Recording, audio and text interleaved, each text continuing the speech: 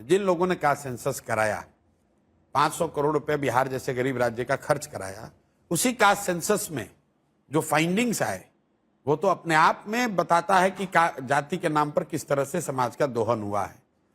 पिछले 30-35 साल में सामाजिक न्याय और जाति की राजनीति करने वाले लोग ही सत्ता में हैं। लालू नीतीश जी सत्ता में हैं, कांग्रेस और भाजपा अलग अलग समय में इनके सहयोगी रहे हैं।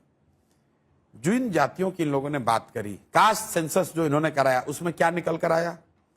35 साल से सामाजिक न्याय की बात करने वाले नेताओं के शासन के बाद बिहार में आज भी, और आपके दर्शकों को मैं बताना चाहता हूं, 3% दलित समाज के बच्चे 12वीं पास कर रहे हैं। यह जातीय जनगणना बता रहा है, नीतीश लालू का जातीय जनगणना यह बता रहा है।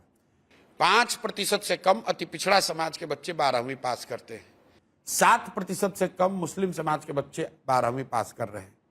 अब आप बताइए कि जिन जातियों का नारा लगाकर, जिन जातियों की बात करके ये लोग सत्ता में बैठे हुए हैं, 30 साल इन्होंने 35 साल शासन करने के बाद उनके बच्चे 12वीं नहीं पास कर रहे हैं और पूरे समाज को आरक्षण के नाम पर लड़ा दिया। आरक्षण मिले न मिले, बढ़े घटे।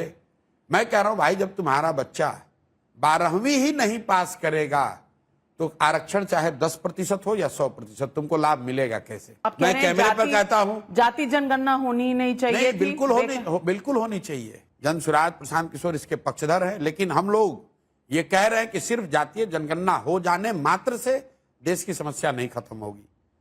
जातीय जनगणना होने से कुछ एडिशनल जानकारी मिल सकती है, लेकिन वो जानकारी मिलने से कुछ नहीं होने वाला है। देश में दलितों की गणना होती रही है, सबको मालूम है कि दलित सबसे गरीब और पिछड़े हैं, शैक्षणिक आर्थिक हर तरीके से वो पीछे हैं। उनकी जनगणना हो रही है तो क्या उनकी स्थिति सुधर गई? मुसलमानों की गिनती होती रही है तो क्या मुसलमानों की स्थिति सुधर गई?